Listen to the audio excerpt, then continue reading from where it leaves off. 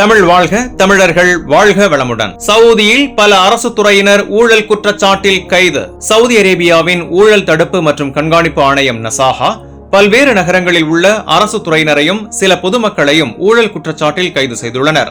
தொழில் மற்றும் கனிம வளத்துறையில் பணியாற்றிய ஒருவர் வெளிநாட்டு முதலீட்டாளருக்கு சட்டவிரோதமாக கிரஷர் உரிமம் வழங்கி 16,25,000 ரியால்கள் பெற்றதாக கைது செய்துள்ளனர். வேளாண்மை நிலம் இடிப்பு உத்தரவை ரத்து செய்ய 85,000 ரியால்கள் பெற்ற மற்றொரு சவுதி நபரையும் கைது செய்துள்ளனர்.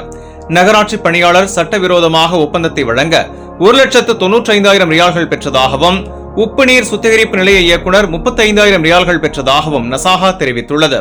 சிவில் டிஃபென்ஸ் துறையின் அதிகாரி ஒருவர் வணிக நிறுவனத்திற்கு அனுமதி வழங்க 10,000 ரியால்கள் பெற்றதாக கைது செய்யப்பட்டுள்ளார். அரசு மருத்துவமனையில் பணியாற்றிய ஊழியர் உணவு தொகுப்பு நிறுவனத்திடமிருந்து 12,000 ரியால்கள் மோசடி செய்ததாகவும் தெரியவந்துள்ளது. பாதுகாப்புத்துறையின் அதிகாரி ஒருவர் பெண்களிடம் வேலைவாய்ப்பு வாக்குறுதி அளித்து பணம் பெற்றதாகவும், மருத்துவத்துறையில் தேர்வு எழுதாமல் உரிமம் வழங்க பணம் பெற்றதாகவும் கூறப்பட்டுள்ளது. அதேபோல் ஹஜ் மற்றும் உம்ரா அமைச்சக ஊழியர் ஹோட்டல் உரிமம் ரத்து செய்யாமல் இருக்க பணம் பெற்றதாகவும் கைது செய்யப்பட்டுள்ளார். குற்றச்சாட்டுக்குட்பட்டவர்களுக்கு எதிராக சட்ட நடவடிக்கைகள் எடுக்கப்பட்டுள்ளதாகவும் அதிகாரிகள் தெரிவித்துள்ளனர்.